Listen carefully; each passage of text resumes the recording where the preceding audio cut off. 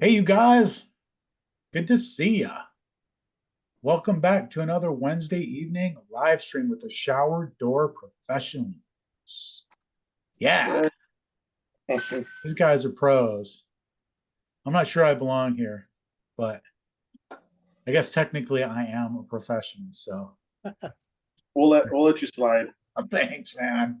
I'm just I'm just showing up, hanging out next to these guys, so I look like I know what I'm doing. So secret's out. Hey, everybody. Hope you're having a great week. We're halfway through the week now. That's the thing I love most about this call is because I know that it's all downhill from here. Not raining. Yeah, it stopped raining here on the Central Coast. So it's like the sun came out.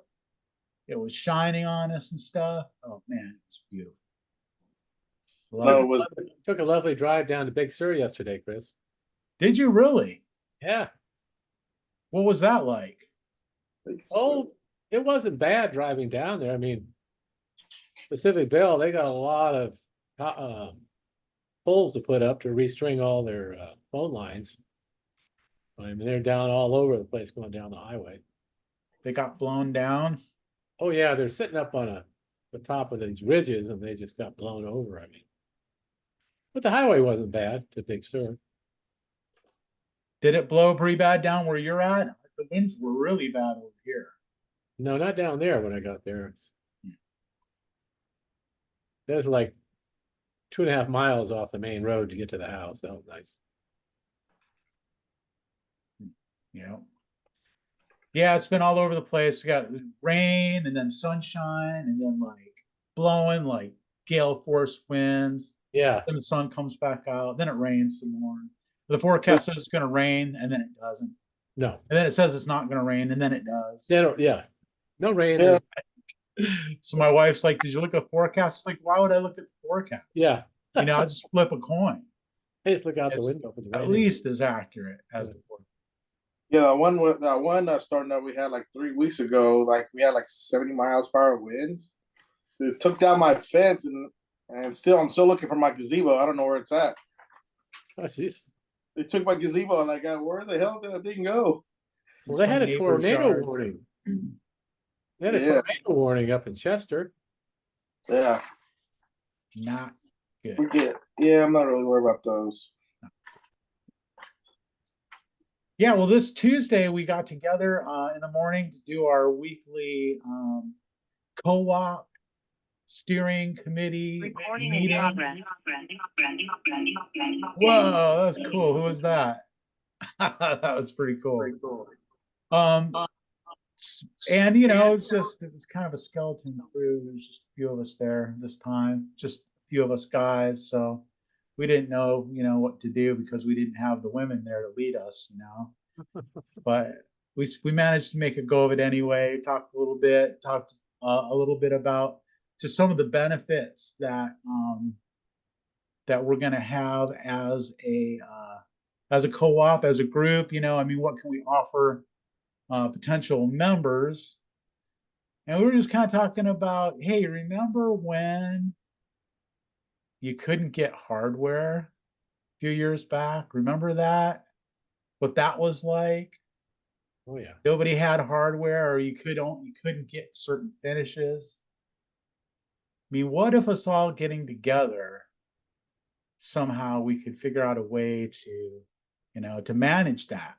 So when like nobody else can get it, the members of our co-op, we still had hardware.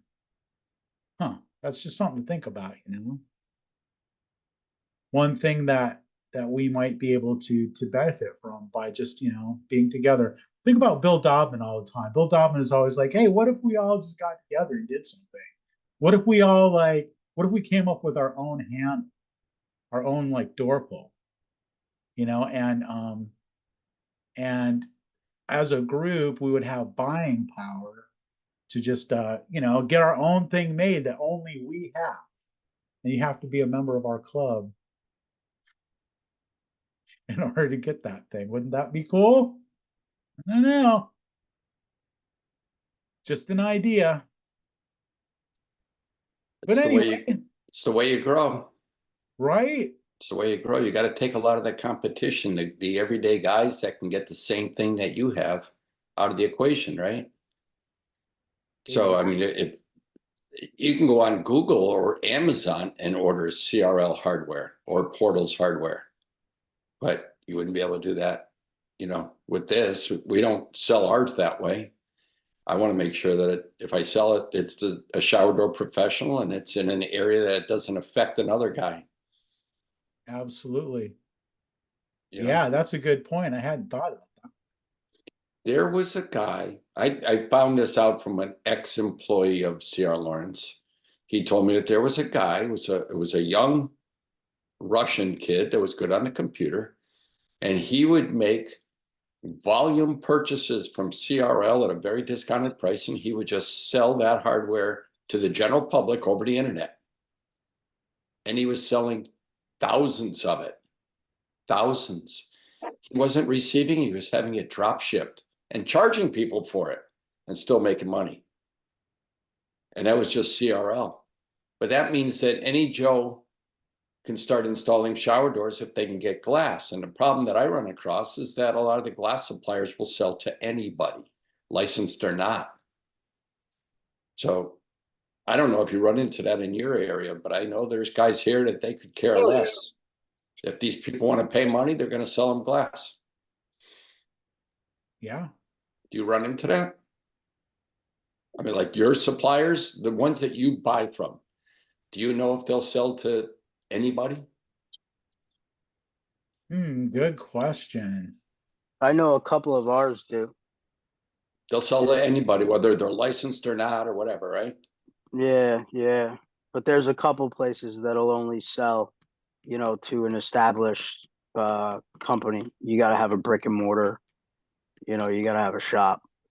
You know, you can't even open an account. But there's other guys that'll just sell to anybody that shows up with money. And do you have, Brian, do you know which company that is that does that? Yes. Do you know if they're a certified fabricator and temperer? Do you That know I if they do you know if they have a tempering logo on there that says that they've been certified by SGCC? They have a tempering logo. I don't know. I don't know if the codes, you know, show that they have the proper certifications and licenses to do so. I mean, I'm just assuming that yes, but I don't know for sure. So we have a weird industry, you know, it's not mandated. Really, I didn't know that. You It's can not be, mandated that you be licensed and You don't have to be everything certified. to temper. that's correct. You just got to have an oven. Well, if you have an oven, You have to have a you can stamp. temper, but you don't have to even put a stamp on it. You don't even have to stamp it. You don't have to, right? No, I mean, they don't have to, but the installer may get stuck with an inspector that says, where's that tempering logo? How can you prove to me it's tempered before I sign off on this house? There's other building inspectors that don't know the rule or the law. They just pass it anyhow. They just see glass there and they assume it's all tempered properly. I mean, I've done removals, and I don't know if you guys have, that it was plate glass. It was not tempered glass. It was 3/8. It was plate glass. Yeah, That's pretty odd. That's it's hard crazy. to fathom that. Yeah, we have a temperer here. He sells to anybody if they come pick it up, and if you're a brick and mortar, he'll deliver. And I think he is certified. You know, I'd have to check his logo, but he's big. He's got he's one of the top fabricators in the glass magazine, like the top 50 or something like that. Well, okay, so I've applied to that, and they're only going off your revenue. So if you're a Yeah. top one, you have a high revenue, but they're not checking in your certifications. Yeah. Because it's not mandated that you get certified. You can do what they call self-test. Mhm. And there's certain people, I think Greg might even be one that self-tests. Now, Greg, I've known him for years, and he's the guy that will go over the top. You know, he'll do everything you're supposed to do, but there's a lot of guys that don't. Mhm. And that not needing a certification, is that like a nationwide thing or is that state by state? Okay, so if you look at the state building codes, they say that shower doors must be made with safety glass. They didn't say it had to be tempered glass, so it could be plastic, it could be Laminated. plexiglass, it could be laminated.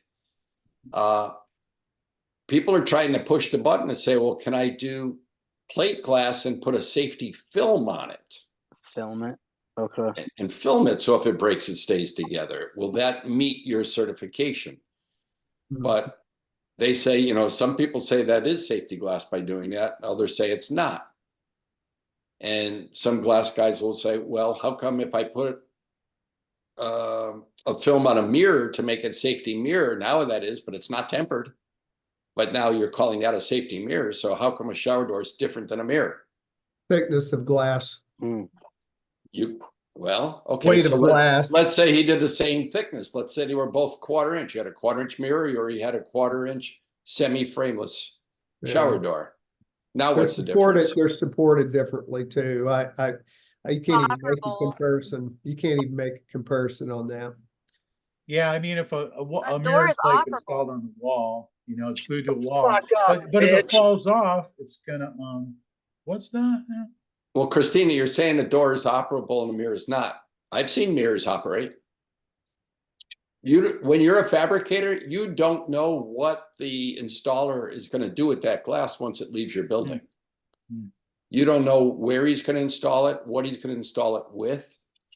Your job as a fabricator is to make sure that you give them tempered safety glass.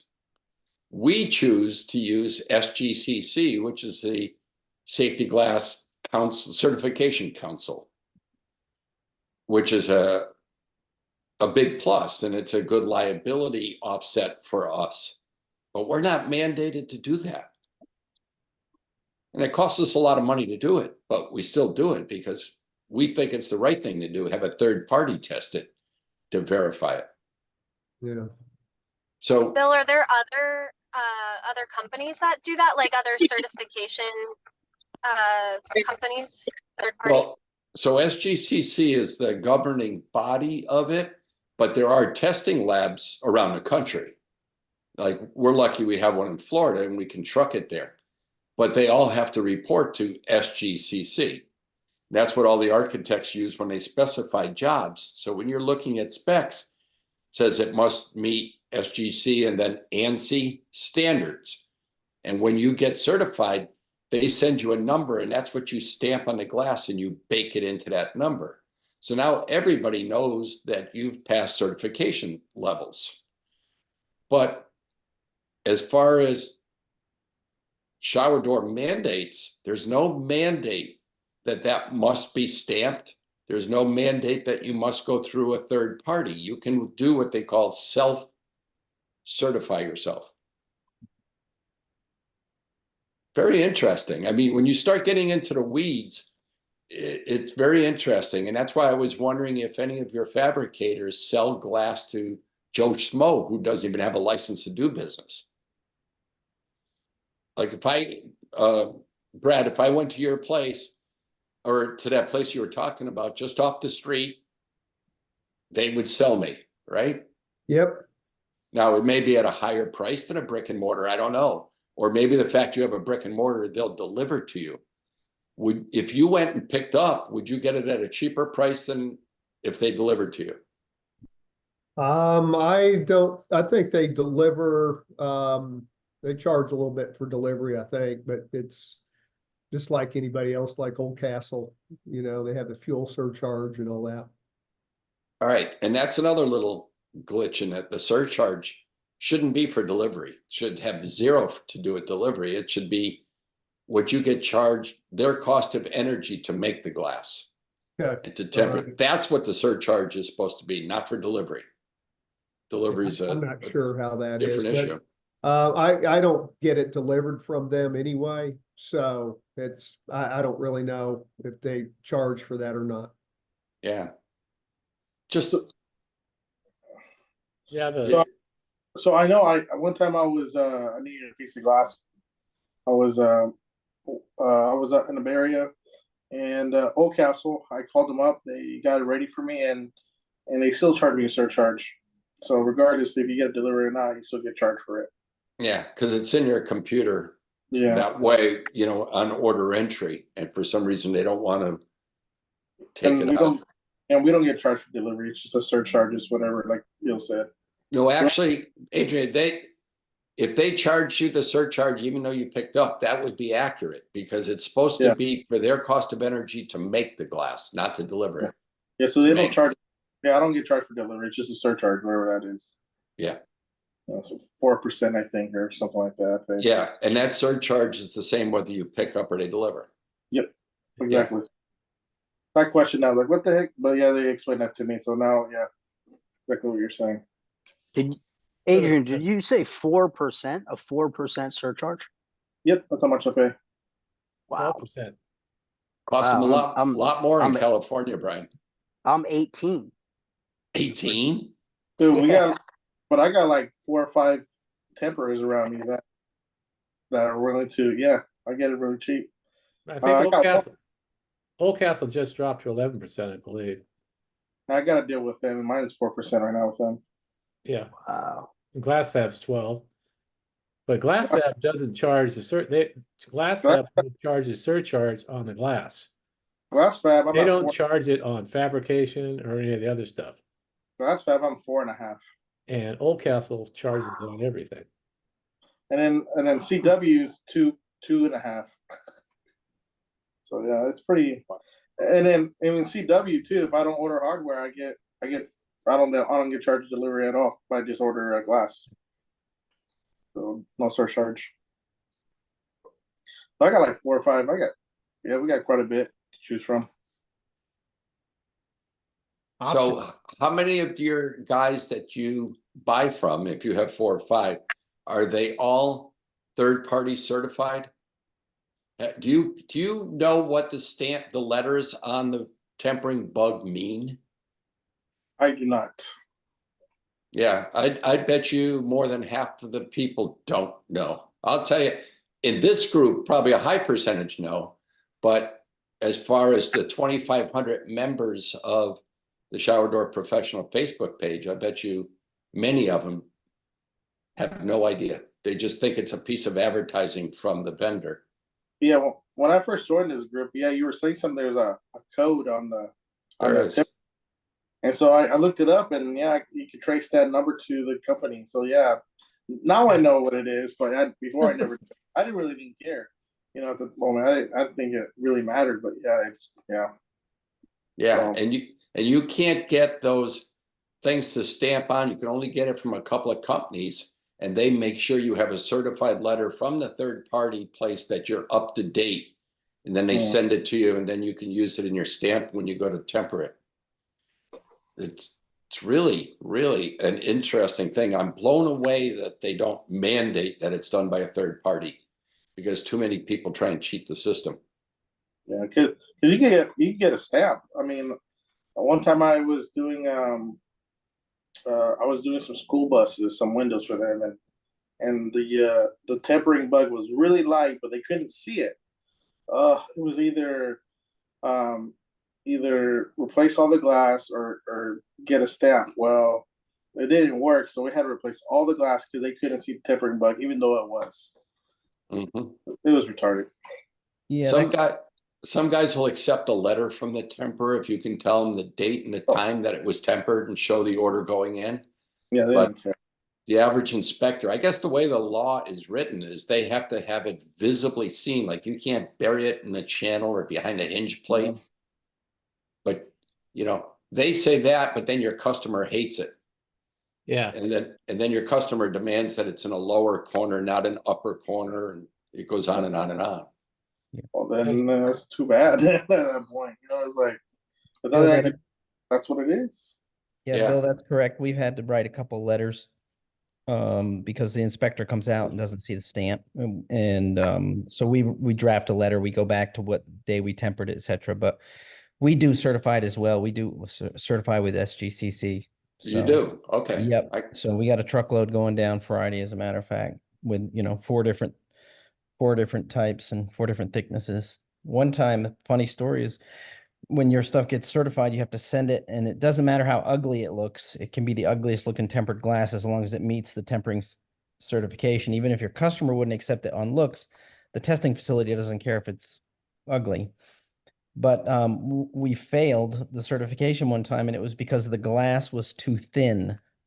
So, and again, this was the float plant supplied us with the 3/8.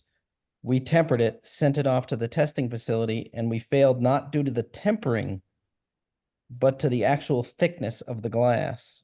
That's interesting. And when we said, hey, we didn't, you know, they're like, nope, you got to be within a certain range. So actually the float plant had shipped out glass that was a little too thin to meet the minimum. Wow. So I've had it where it's thicker, yeah. Mhm. not thinner, where, you know, you have certain channel in it and it just won't fit in, especially when you're doing 1/2-inch glass, you know, and they got it and it's thicker than 12 millimeter. I think there must have been a guy who used to be in the wood business, because, you know, 1/2-inch plywood's Yeah. Yeah. Right.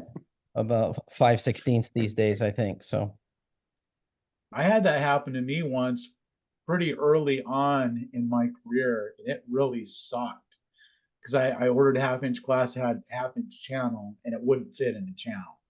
And like that's a messed up situation. I mean, Could what have do been you your do? channel. It could have been the channel too. No, it wasn't. It was It was the glass. The glass was, yeah. And I called the supplier and said, hey, this glass is too thick. And they're like, yeah, that happens. They weren't gonna remake it or anything, you know. So what'd you do? Find another channel? I yeah, I actually ended up using like some L angle. I don't know if I think I took it and ripped it on the table saw, Yeah. ripped it in half or whatever, and then like used epoxy to glue it in. Oh, it sucked. Yeah, that's what you could do. You could rip it in half so you still have L shapes on both sides. I mean, it's not the Yeah. right way to do it. Like rip it right down the middle of the Yeah. bottom leg, right? So you have 2 L angles, and then Yeah. just kind of used some epoxy to glue it kind of back together. That was messed up. Yeah, that's not right. But that whole thing, Greg, I don't know if you came on late, but it was all about how many fabricators sell glass to any Joe off the street. Not even a legitimate business, or maybe they sell directly to a handyman or a, you know. we assume they do, because you know, you would talk to them and they'd all say, oh no, you got to have a business address, and you got to have a business, you know, you got to be able to deliver to a business location. And then you hear they're delivering to a self-storage unit. Yeah. And Yeah. you're like, okay. So they'll deliver it to a business. It doesn't have to be a glass business then. Correct. Yep. So, and we just stopped worrying about it. We're like, we just keep our head down and keep cranking. So It's just those guys just ruin it for it is the what guys it that is. really try and do it right, right? Yep. Yeah, it's funny. Like on the other side of that spectrum, it's like I remember first few years I was doing window replacements. I was actually doing a lot of window replacements back when I was a full service glass shop. And I couldn't get Milgard to sell to me. Even though I had a location, even though I was licensed, had a location, had a storefront location, they still wouldn't sell to me. It's hard to get them to. They're a pain in the butt, dude. It's hard. It's hard. Yeah. They're very exclusive. So, I mean, I guess it's a good thing. I mean, they're just taking care of their existing customers. Overrated window, by the way. Very overrated. Absolutely. Yeah. They keep suck. their service guys busy though. Man, their windows suck, dude. Hate their windows. I see their trucks all the time. Yeah, there's a reason why. And I don't care who they sell to, you know, these fabrication places. Just be honest, instead of saying on one side, oh no, we only sell to people with established this, that, and then you find out it's not true. I know Glass Fab here where I live, they won't sell to anybody. They only have a will call. So they have to deliver to you. And if you don't have a business, you won't be able to buy glass. Nope. You have a license, they will not sell just to anybody.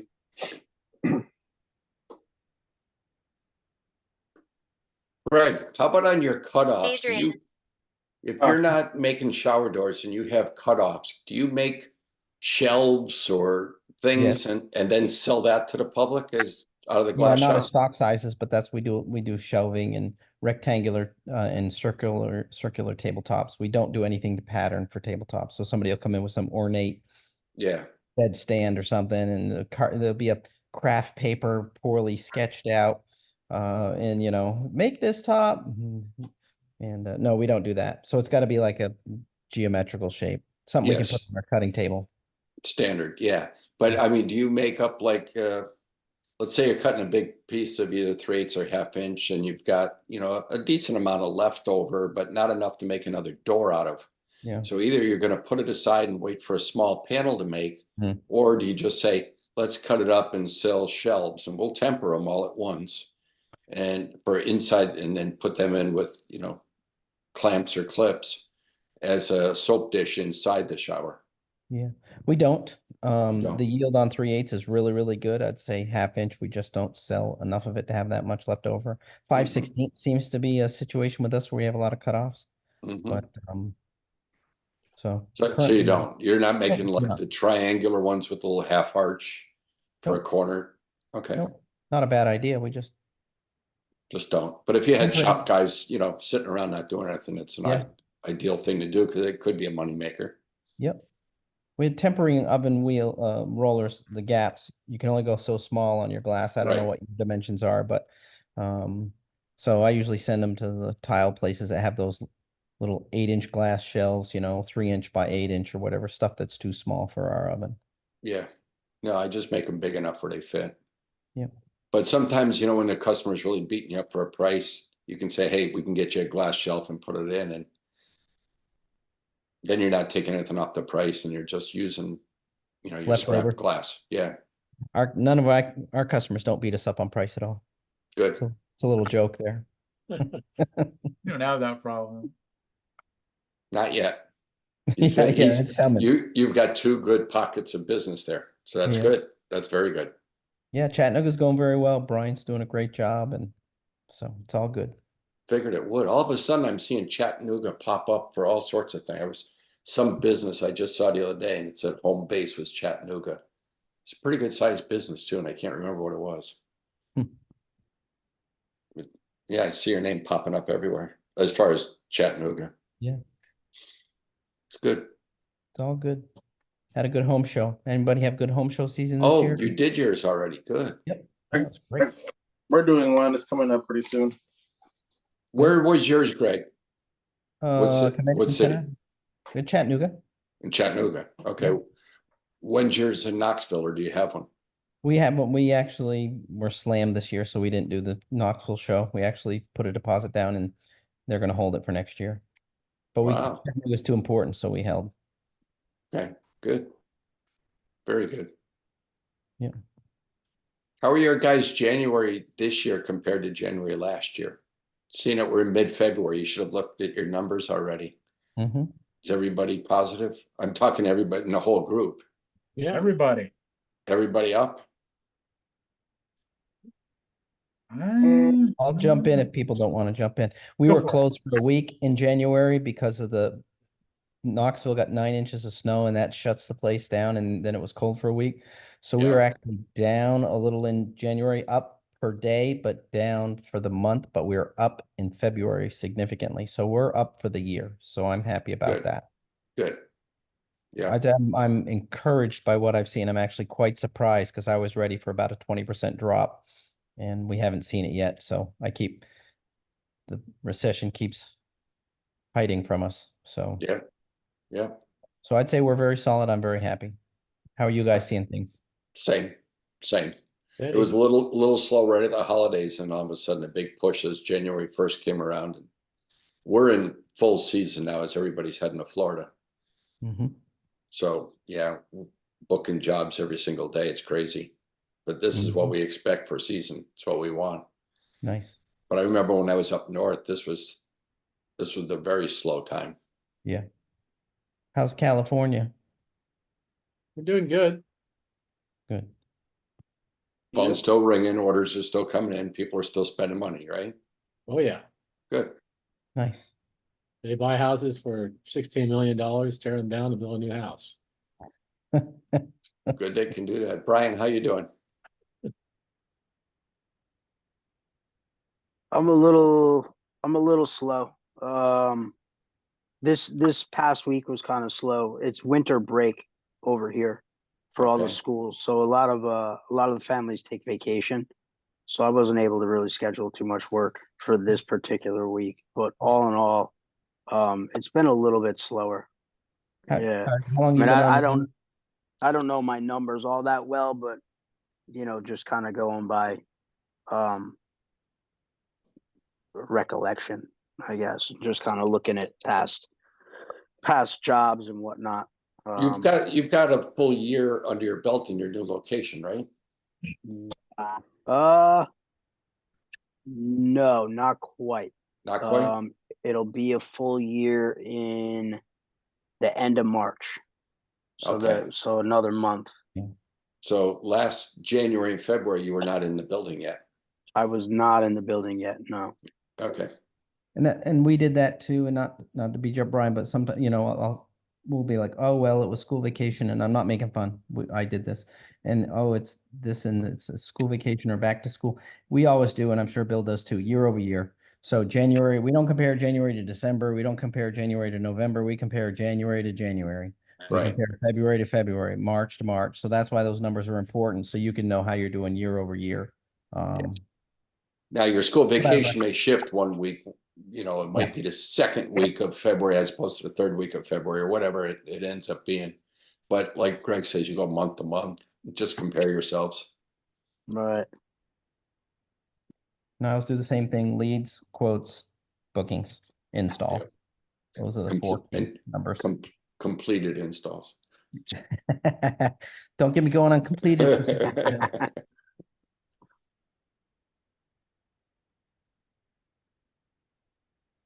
Yeah, we were pretty busy. I mean, we were pretty slow in January, and then February it started to pick up again. That's pretty normal Yeah. this time of year. I mean, it's just right after the holidays, people are just kind of taking a break.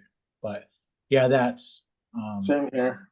like Greg's saying, that's you really have to compare this month this year to this month last year, to get really apples to apples comparisons.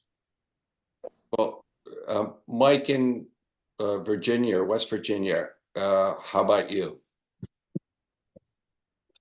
You're on mute.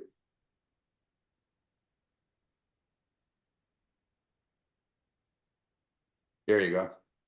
Yeah,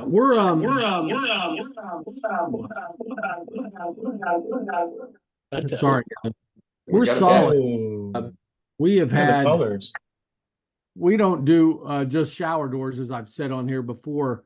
But year over year, I'm actually above last January, and I'm exceeding last February year to date. So Good. Okay. But within your software, you can track yeah. how much of it is shower door and how much of it is the rest, are correct? Yeah, I can. I use Okay. that Main Street software, Yeah. and you can go category by category, and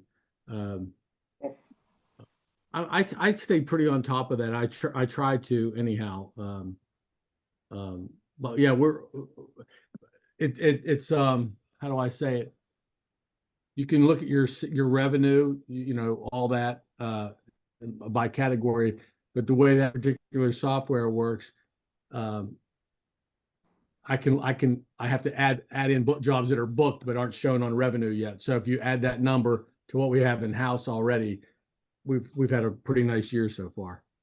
Yeah. That's a good point. Some guys will base it only on completed jobs, revenue on completed jobs. Others are on orders taken. We like to base it on orders, Mhm. even though they're not fully installed On yet. order, it's something I at least have a deposit. It's not just a verbal, let's go. Right. Yeah. Right. I gotta see some kind of commitment from the customer before I'll call it a. Oh, that's what we call an order. Yeah, you've got a commitment, you got a deposit. You've already created a work order Yeah. and started the process. Yeah. So that's in progress. Yeah. So it's like our salesmen, they'll get paid on orders. They don't necessarily get paid on completions of jobs. At that point, they've done their job and it's out of their control, right? Yeah. So yeah, all the reports we run revenue based are based on sales orders.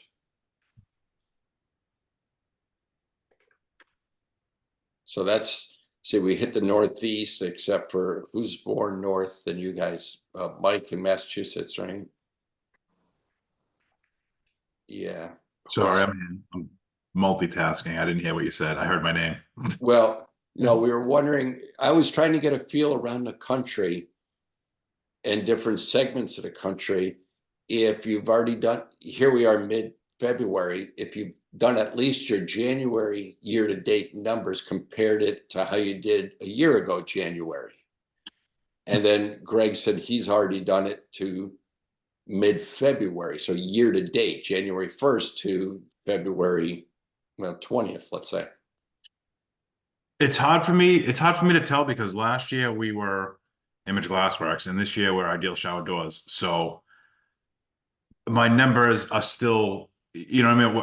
I think March is the kind of the turnover when we switched over and just started exclusively doing shower doors. So the numbers Right. aren't going to be entirely accurate for another couple months to be able to compare year to date. Yeah, and going from your gut, that's kind of like what Brian was doing in the Philadelphia area. Anyhow, going from your gut, are you as busy as you were last year at this time of the year? Yeah, I mean, it was definitely a scary move, just telling people we don't do that anymore, because I've been doing glass for 40 years. So, to start telling people, we don't do that anymore was definitely a scary jump, but we did it. The schedule is now full with shower door installs and not little piddly stuff, just the truck just driving around, not really making money. So we're definitely staying busier with better jobs and higher margin jobs. So, and the stress level is cut, drastically from not chasing around all this little stuff. And, the quantity of customers, if we could deal with 3 or 4 customers a day or whatever, it's a heck of a lot easier to make money that way than trying to juggle 10, trying to make that same money. So the stress level went down as well. Sure. And we've grown even just from last year. Last year at this time, I think, we've probably hired maybe 3 people. So in the last year since we've switched over, so now we have, a dedicated salesperson, dedicated estimator. So it's my gut would say we're in the right direction. The numbers are a little delayed. Yeah, Mike, you've done something that's quite difficult to do, and that is to say no to a current revenue stream. And that is very, very hard to do. So yeah, I've done it. We did storm panels, screens, all this stuff that was actually bringing in money and commercial storefront. And you're right, it's scary. So congratulations on the leap. And it's easy for people here to go, it's great, do it, till you actually say no to a bunch of money. Yeah, I know. I mean, my grandfather, I've been in the business my whole life. My grandfather's been in the glass business since the 60s. So it was all I knew. So that's when my brother and I went on our own, we just did what we knew how to do. And then we did that for about 10 years, 11 years, and it worked really well for us. And then we just kind of switched over, but I don't know, we took the leap. It was definitely a good move because I have so much more free time. I say free time, but I have so much more available time to develop better systems and develop the business and do so much other, improve system, all that stuff, as opposed to just chasing around. I need that insulated unit that's going out at 8:30, so I've noticed. It's amazing how customers assume that because you're in the glass business, that you obviously do windows, you obviously do tabletops, you obviously do, and so Bill's successfully done the shower door in the name, so what you're doing, what they know what you do. But yeah, it's saying no to that stuff is hard, but it pays off. Well, that's why Mike changed his name, actually. It was a lot of the discussions here on this group that Mike did it, and Adrian, changed their logo around where he's got shower doors by Landa now, where it used to just say Landa Glass. And you're really seeing a difference. Yeah. And again, Chris, kudos to you for having this forum so guys like that can learn from it and grow. I've been watching Mike's growth now for the last year, and him and his brother, they're kicking ass. They're doing really good and going up against some significant competition, and they're doing really good. And Mike, are you still doing mirrors and stuff too? Or are you not doing mirrors anymore either? We try to stay away from them. If we're in the bathroom with the customer and it's literally behind us and they ask, we try to sell them like our fabricator that we buy from has stock sizes, and we try to sell them on that, because if we get into the customized, 1/8 inch at the bottom, I want to go to floor, I want to go to ceiling and an outage on the right and a cutout for the. It's not worth all that time that it takes to measure it. It's not worth the risk anymore. So we try to steer them towards a stock mirror that we can just kind of bring with us and slap on the wall when we come to do the Okay. shower. But if somebody just calls us for a mirror, we don't really do it. So you don't have a mirror fabricator that will cut? They will do it. They just charge through the nose for it. And if they're gonna do, if they want to do, they literally just added this a couple weeks ago. If there's like a 3/16 outage on the top, on the ceiling, if they're charging $125 to cut that What? outage. Yeah. So, Whoa. 125 just for the outage. yes. So by the time that gets mocked up, it just became, and they raised the prices $2 a square foot. They don't want to be doing mirrors any more than I do, or anybody, any of us do. So they just jack the prices up. They jack the price up on the fabrication, on the square footage, the cutouts, all that stuff. So it just, and I'm like, I'm fine with it. I'm not arguing with you guys or whatever, but I'll just try to sell the stock size mirrors, and that's we're kind of, it doesn't come up all that often, but when it does, we seem to have luck with it, and we just have that discussion with the customer and say, hey, we don't really do this wall, wall to wall, floor to ceiling mirror with the cutouts anymore. It's not in the cards. It's too much money. You quote $1,000 bathroom mirror, and they look at you like you're crazy. And it's like, I'm paying $500 for this thing, and I'm gonna pray that it fits and we don't chip it on the way in, and then there's no rub mark or scratch or whatever, because then the whole thing starts over. It's just not worth it. If there's something wrong with the stock one, send me on, whatever. But so that's kind of what we switched over to.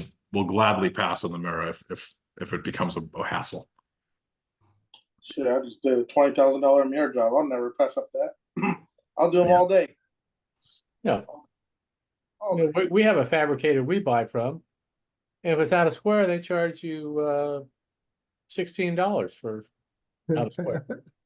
Yeah, they never used to. Like this just came out about 3 weeks ago. Oh my God, that's ridiculous.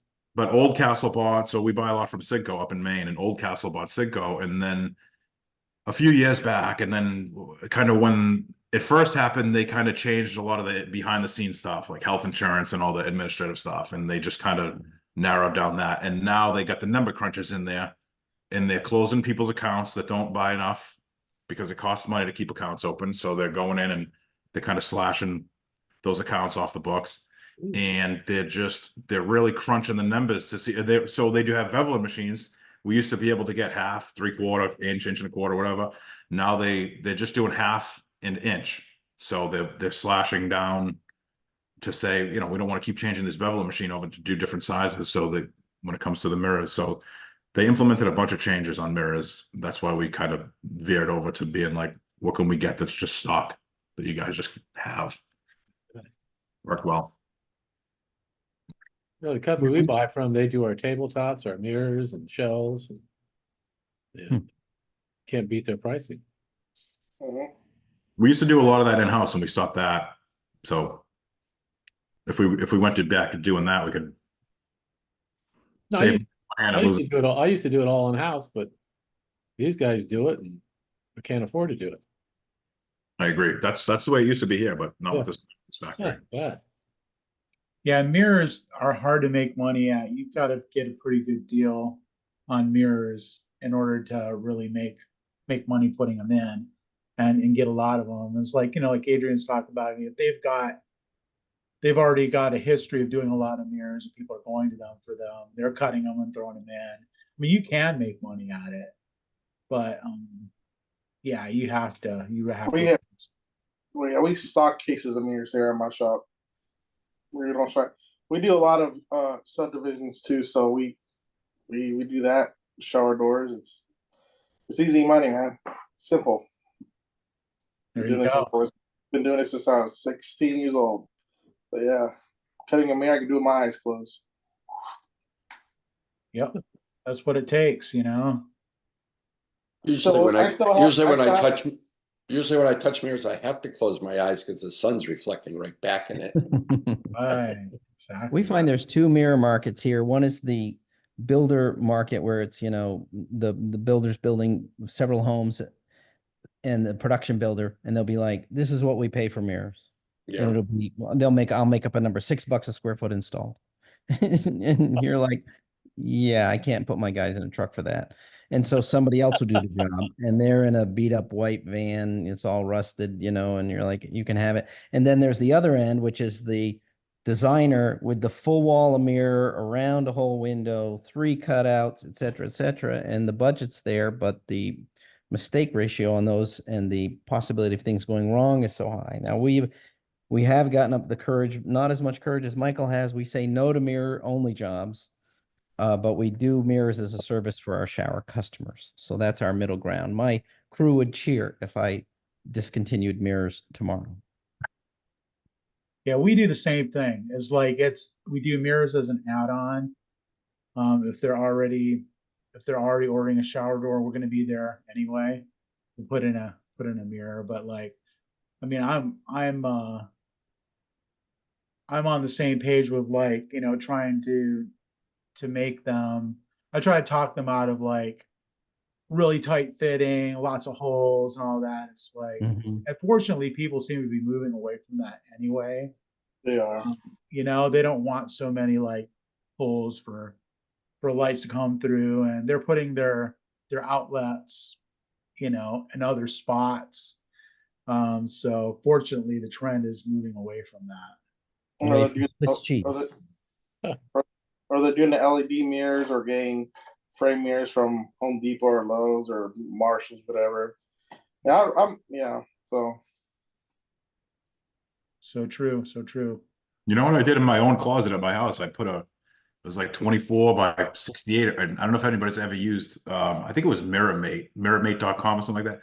You go on there and you just pick a frame and it's wood, whatever finish, whatever color you want. And you literally double face tape it to the mirror. It looks the balls. They are awesome. But you put it on the ceiling. No. Too much information. Yeah, right. You don't want to see that. Absolutely not. Do any of you get many requests for reeded glass or ripped glass? Yes. Really? Or like a lot? Who said yes? Projects. Yeah, you're probably getting it too for big projects. Like Ritz-Carlton's been doing that a lot lately when you start bidding those hotel shops and resorts. You're talking about reeded heavy glass? Yeah, reeded heavy glass. I think GGI makes it. I can't get that here. Yeah, these designers, they come up with the stuff, Oh yeah. Right, but then the float plant's got to do it. So for us, it's just rain. No, they're importing it, right? But then as a fabricator, like in our case, we want to be able to cut it ourselves. So the mistake rate is terrible if you don't get the patterns right. Yeah, you got to cut it upside down on the table. Is that what you do? It's like rain? Yeah, you cut it like rain, right?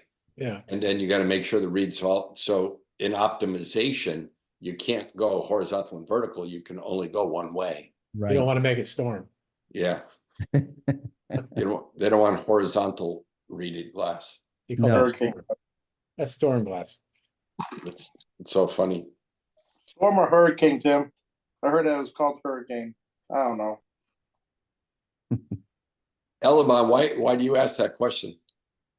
Well, because I been bombarded by everybody left and right, designers with readed glass. So we are bringing that in stock now, just because we have so much, so many requests, and nobody really has that. So Are you bringing in 3/8? yeah, 3/8 low iron. Oh, nice. If you need to get rid of any of it, let me know. We might try some. Like Yeah, if you bring, I did find out that it's different to fabricate because of the rate. So it's definitely you need to charge pretty hefty on that glass, just because there's fabricating that is not as simple per se. So you gotta do it on your water jet, or on the cutting table is not as easy to cut as regular glass. right, Is it temper like rain or? Yeah, you just temper it like any other 3/8 glass. Tempering the same. It's all the fabrication is tricky, especially to cut.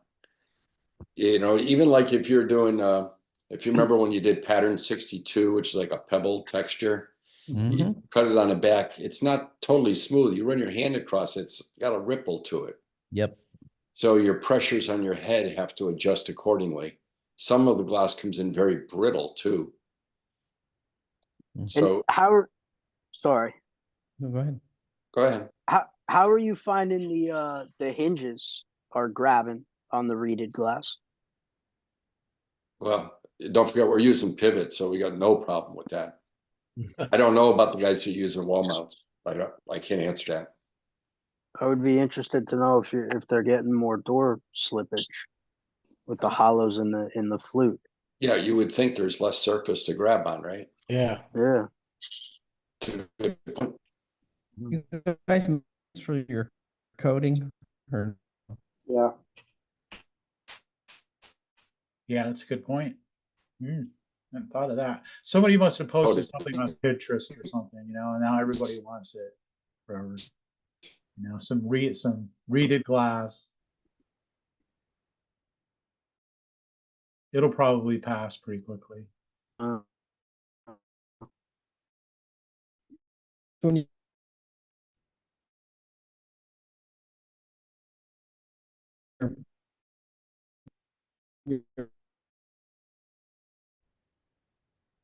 So you put the coating on yourself. Yeah, I have that. Yeah, I have that. Yeah, so yeah. So that's kind of what Greg is asking. Are you Yeah. masking off? So that means you're putting it on and you're taping around it. Yeah. Well, we only coat one side. We only coat one side. We don't coat both sides, just the one. Yeah. Right. Here. So Did you ever get a customer to request both sides? no. I do both sides when I have there's a tub on the other side, and of course then I'll coat that one side for them. But most of the time when I install my glass, I usually tape it, with some kind of tape, set up my glass, set it up, and the diamond seal, no tape will stick to that diamond seal. That thing is friggin' good luck. So I need some friction on the glass to be able to tape my glass, and when I install it, And we'll coat any hand etching that we do. So if somebody wants a privacy strip on the outside, we'll coat that. Yep. You do that? Well, you get finger grease and everything like that on it if you don't. So right. You coat it. It makes a huge difference. Oh, okay. You ever get customers that use their shower, and when it steams up, you'll see some kind of marks in there, whether it's a suction cup or the Kevlar rollers coming off the quench. You'll see little patterns in the glass.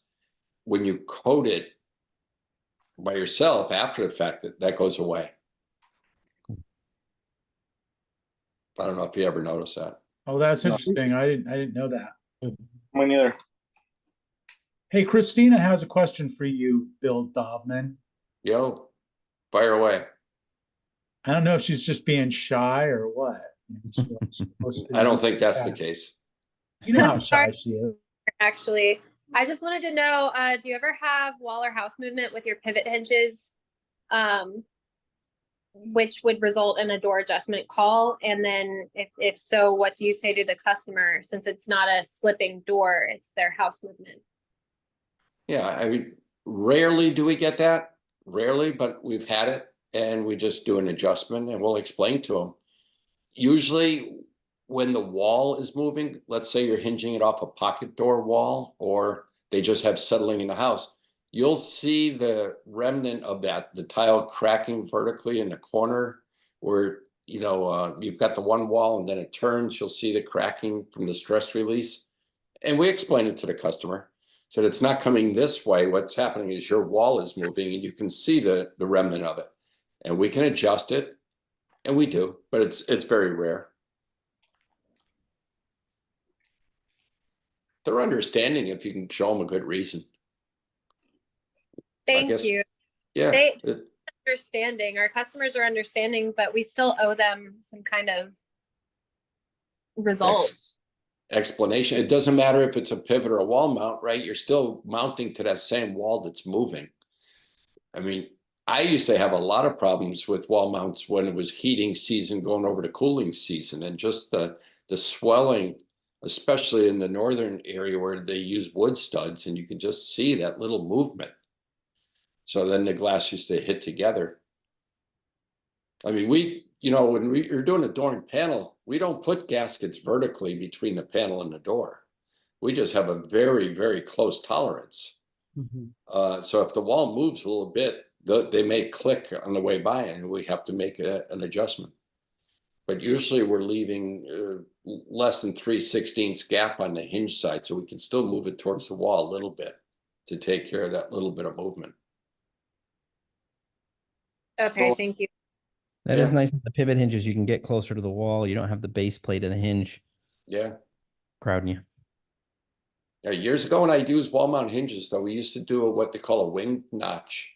So I would modify that notch so that we would cut tabs off the two corners so the glass could go over that back plate and get close to the wall. So it would be like that. And then on the open end, we would angle it. So as you put the glass in, it would actually go right over it. We would only leave a little over a 16th gap between that and the glass. I get H plates for that, so I get a little closer to the wall. Yeah. That's what I get, and then I get a bigger hinge cutout, deeper one. If your fabricator's got a water jet, then it's not a problem. But if you're cutting the notches by hand and cutting it in, they're not going to do that. So one other question that's related to reeded glass.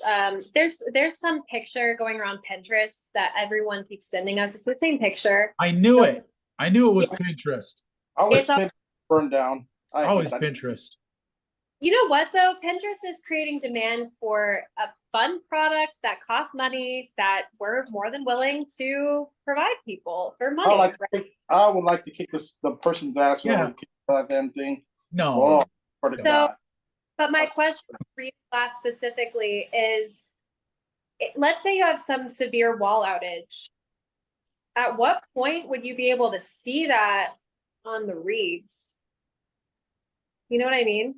Wherever it matches up to something that's perfectly plumb. So you're going to want your glass perfectly plumb. You go to adjust a door like this, and you're working with straight lines.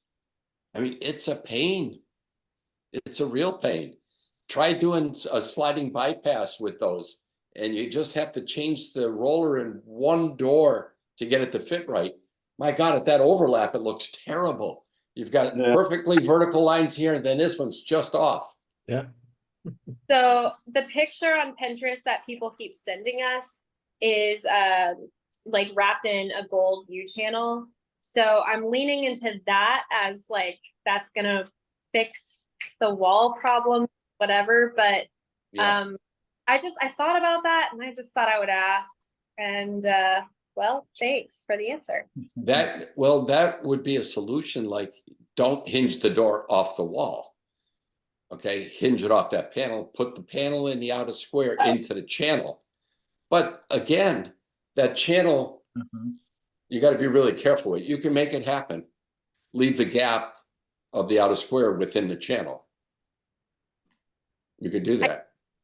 Does anyone have enough experience to say, with reeded glass specifically, to say at what point would you say no?